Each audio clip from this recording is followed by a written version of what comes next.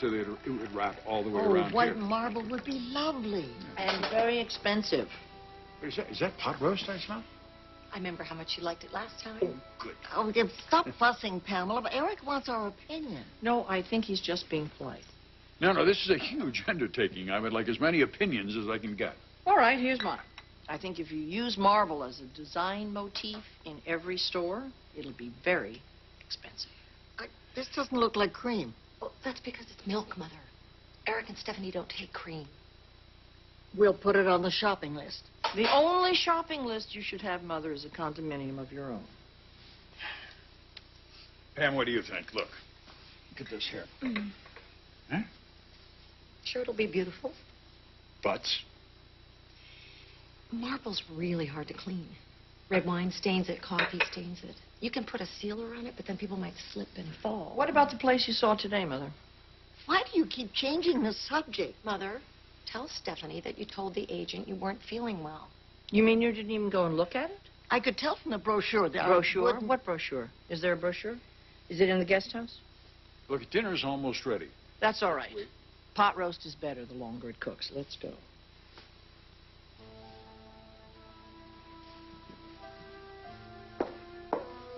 Where did I put it? Is this it? You haven't even opened it. Well, I could tell from what she said on the phone. Please, I'm going to call the real estate woman tomorrow and tell her that you're taking this. I won't live there. You have no intention of moving out of here, do you? Eric won't let me. Do not mistake Eric's kindness for something other than what it really is. He doesn't know you, but I do. For years, you have denied me a place in my own family. Well, I've done my penance. I have grandchildren and great-grandchildren who like and appreciate me. Why should I give that up? There is no room for you in my home, Mother. There is nothing but room. Do you think I don't see what you're doing? You're trying to set yourself up as the head of this family. Well, that position has been taken for a very long time. By whom? You? Have I ever seen you even lift a finger? Pam is more of a wife to your husband than you are. Must be some brochure. Yeah. Do you want a little more sherry? No, Pam, thanks. Thank you. They could put a little stock in the roast. Must be drying out.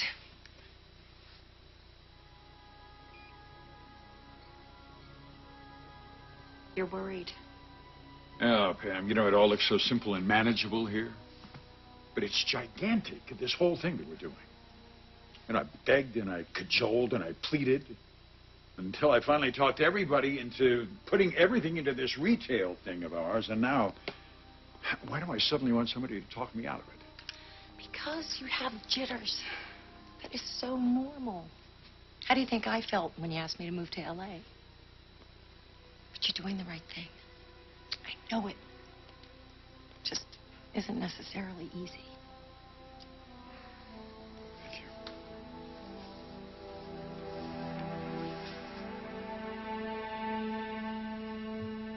you. You are in no position to judge me as a wife or a mother. Oh, well, then just what do you do? All I ever see is you running off to interfere in Eric's business. Eric's business? I am just as much responsible for the success of Forrester Creations as he was. Oh, I suppose women all over the world are strutting around in dresses you designed? The startup money your father gave Eric, that was your contribution. He doesn't need you to be poking into everything he does. My husband relies on me. Oh, for a comfortable place to come home to. A warm meal, a warm bed. Does he even get that?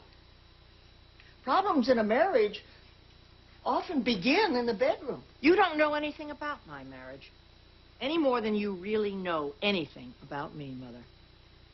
You've overstayed your welcome in my home. If you don't find a place of your own in this town soon, I'll send you packing back to Chicago.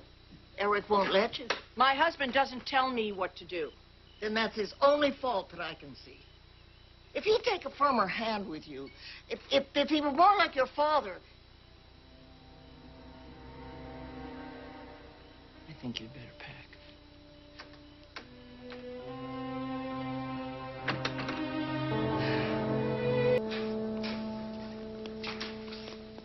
Where's Anne?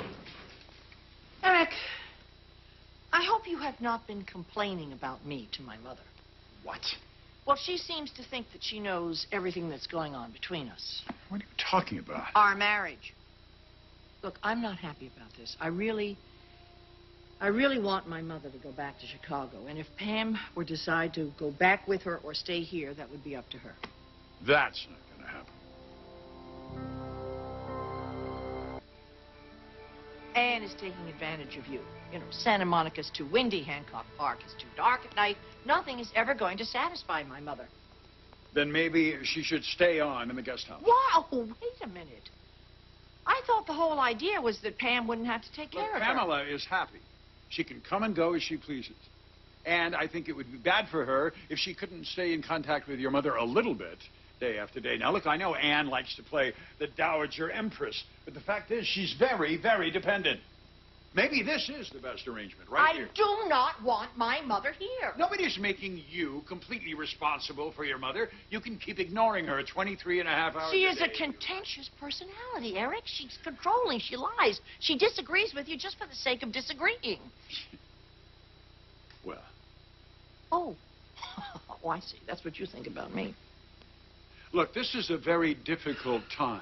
And for you to oppose me every step of the way is not helpful. Oppose you? What are you talking about? You asked for my support on this retail venture of yours, and I have given it to you. Is this what support means to you? Or is it just another excuse for controlling everything? What am I in control of? No, you know, you want to control this whole thing. It's not support. It's like what you did last night in bed. Are you that shallow? What's shallow about that? What's shallow about sex or love? Why did we even employ a minister if you and I are just going to be business partners? Was I the only person at Big Bear? I thought we had a wonderful time. It was like a long, cool shower after a long, long drought. Maybe you should look to yourself for the reason. Am I not attractive to you anymore? This is so typical of you. Just so typical of you. You found the perfect retail place for your store, didn't you? And then what did you do? What you always do. You waffled. I had the jitters. It's perfectly natural. And what do I get from you? Reassurance? No. I get a harangue and a cold shoulder in bed. Well, it's going to be the same tonight, too. I'm not waffling about Anne. I can never win with you. You know, I never will. Well, I'll tell you something. Pam and Anne are staying here. And if that means I have to sleep next to a block of ice for the rest of my life, that's the way it is.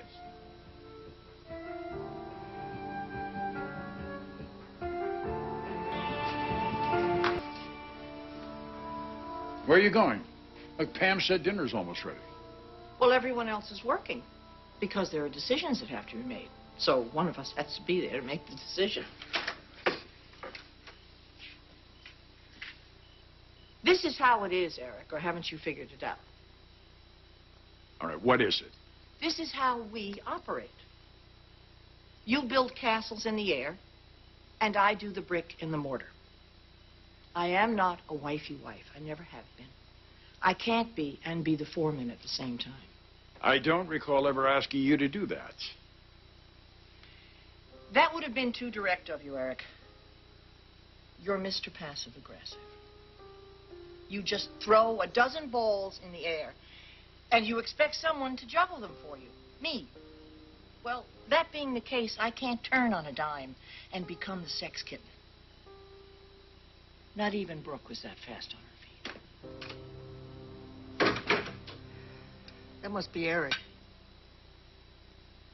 Oh, for heaven's sake, go run a comb through your hair.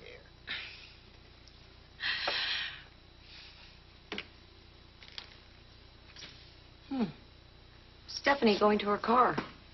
She can't stay and have dinner with her own husband? Well, maybe something came up. Maybe they had a fight and she's storming out. Mother, that does not concern you either way. She doesn't want you here either. Because you show her up in Eric's eyes. Mother, please. Everything you do has to remind him of what he doesn't get from the self-centered woman he married.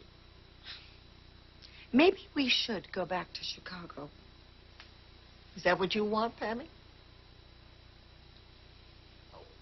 It's so unfair. Look at all your sister has. What did she ever do for it? Except marry a man who's too good to desert her. You know, I really don't want to talk about this now. You're just like me. You'd rather overlook what's unpleasant. Well, Stephanie opened my eyes in more ways than one.